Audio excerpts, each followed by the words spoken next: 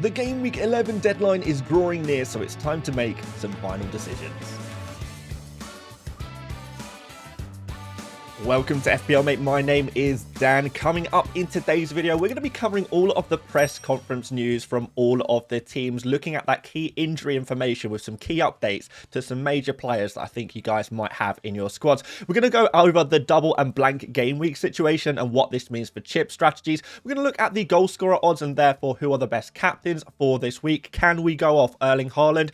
We'll have to wait and see. We're going to have a look at a bench list, who you should be benching, who you should be starting this week. I've got a wildcard draft full Game Week 11, and we'll be having a look at my final Game Week 11 team as well. So feel free to skip around the video. We have got timestamps in there for a reason, so you can pick out the key bits of information that you want to see ahead of this deadline. Let's get started. So kicking off with some team news, guys, and we'll start off with Arsenal. We'll go through alphabetically, and Arteta cannot confirm that Gyökeres and Martinelli are out, which is interesting. It did seem highly likely that these players would be out. Neither of these players have been selected for their national teams, so we wonder, is it Arteta playing mind games again? Are Gyökeres and Martinelli actually out? I think probably, but maybe Arteta is maybe trying to hint that they might be available after all. I really have trust issues when it comes to this man.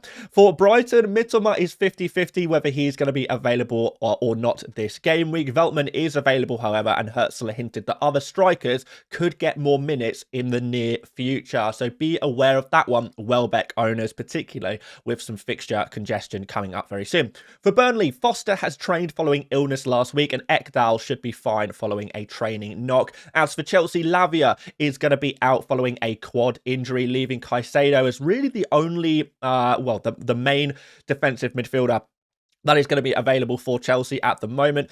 Neto, he will train today, and a final decision will be made on him. He is not 100% fit, so be aware of that. Neto owners certainly wouldn't be a player I'd be buying this week. There is not going to be any other returnees for Chelsea this week, however. But another thing to be aware of, Delap, now available. He was suspended last game week. He is going to be available there as well. So maybe putting some minutes risk / positional risk on Joao Pedro, and maybe even a knock-on effect onto Enzo. So again, just something to be aware of there. For Crystal Palace, Wharton will be a late decision. We did see earlier on in the week on Wednesday that Sarr had some hamstring tightness. However, after Wednesday, on Thursday, Sarr did indeed start in the Europa Conference League, and then he played 65 minutes, scoring 2 goals. So I think any worries about Sarr's hamstring issues is maybe put to bed after that one, and it doesn't seem that there's going to be any major concern about Sarr going into Game Week 11. So I think that's pretty good news in general on Sarr. I think you can be pretty confident about him playing, because there's certainly been nothing negative come out in the post-match on Thursday or in press conferences today either.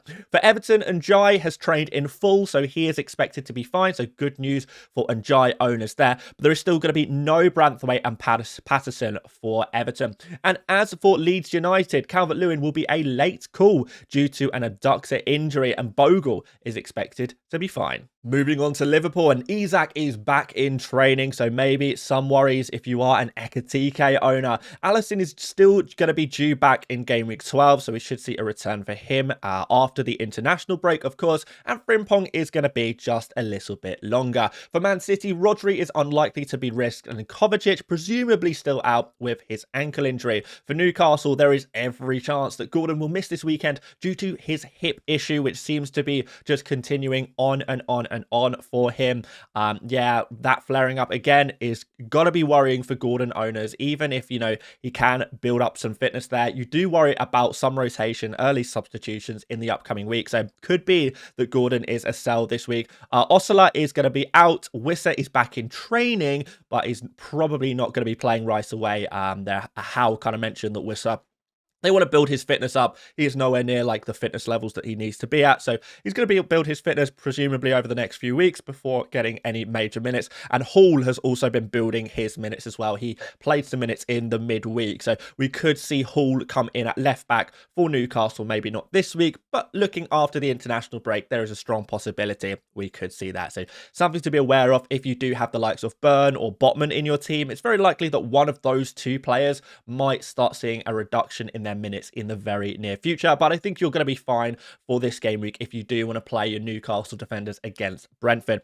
As for Nottingham Forest, apparently it is improbable, according to Sean Dyche, that Wood and Hudson-Odoi will be available this weekend, but Anderson, the midfielder, is expected to be fine. As for Spurs, there's going to be a late decision made on Kudus, kind of unsure whether he is going to be ready to go or not at the weekend. He was obviously missing in the midweek game against Copenhagen for Spurs. And we've got Romero and Odogi, they're available. They had some involvement in the midweek as well, so they're going to be available, having started that game there. Came through unscathed. Good news. That is a boost for Spurs indeed. It's just that Kudus injury that is worrying. Again, kind of like Gordon, if you are a Kudus owner, you may be leaning towards selling Kudus now, whereas someone like Njai, you probably don't have to sell Njai, but, you know, if you've got an idea of a player you'd like to buy this week, then Gordon, Kudus, I think these are the kind of players that could be pretty easily sacrificed following the news to each of those players. Some bad news for Alderete owners, including myself, actually. He will miss Game Week 11 due to lingering symptoms from his concussion a couple of weeks ago. Concussions can take a couple of weeks to kind of be relieved of all of your symptoms, so hopefully he is going to be available following the international break in Game Week 12, but something to keep an eye on. I don't think many people were planning on playing him against Arsenal in Game Week 11 anyway, but yeah, something to keep an eye on, I think. And if they continue, these symptoms continue to linger, they may be a bigger worry there, so we'll have to wait and see what happens there. And Wolves, finally, Doherty and Gomez are out. Agbadu is suspended, and apparently, well, according to the press conference anyway, some academy players may actually be called upon this weekend. And considering Wolves' form, you wouldn't be too surprised to see a bit of a switch around for that Wolves side. But guys, there's still plenty to talk about after the injury and team news. But if you do enjoy these videos, do make sure you drop a like. It really does help me out, and it lets me know that these are the kind of videos you actually want to see as well, because I'm always unsure with Sunday videos, with Friday videos.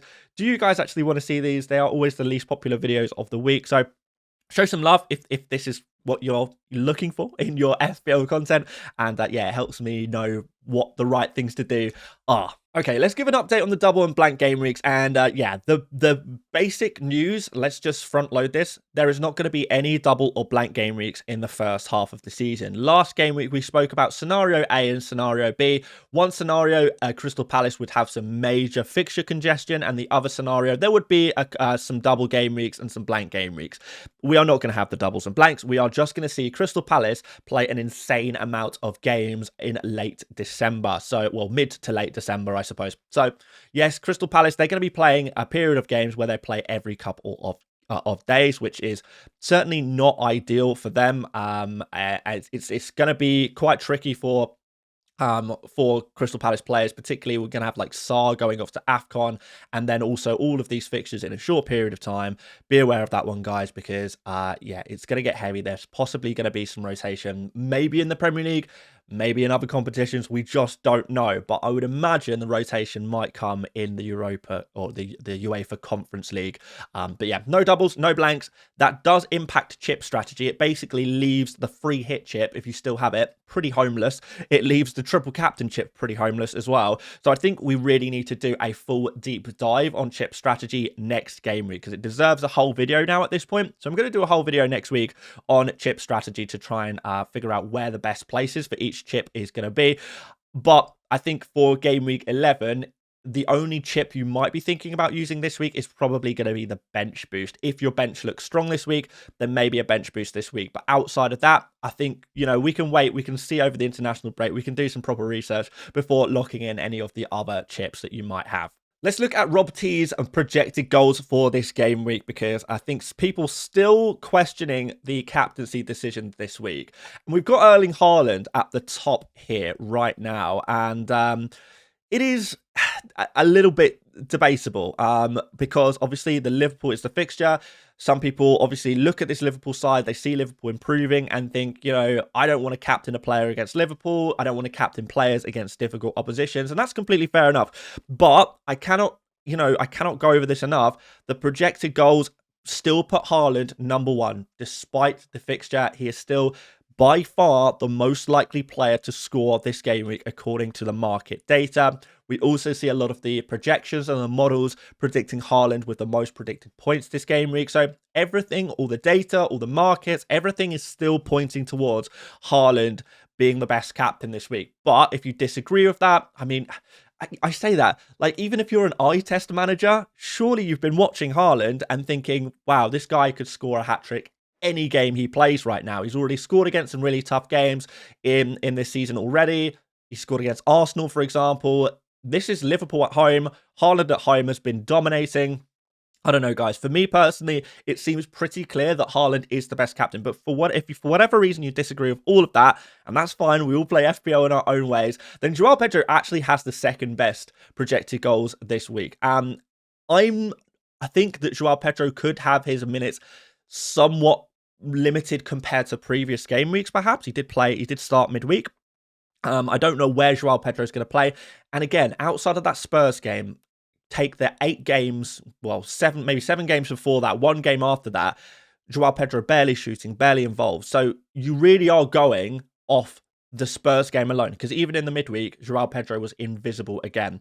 So just I guess be aware of that if you are taking a risk on Joao Pedro. Mateta looks like a genuinely good shout, and I think so does Sarr. If you think Sarr's going to play, Brighton is a really good fixture for him. So we've got Joao Pedro 0.57, way behind Haaland 0.8 projected goals. We also have Mateta 0.52, and I think Mateta may be a slightly more reliable pick there. Sarr 0.29 projected goals, but actually I think that he's been undervalued a little bit there.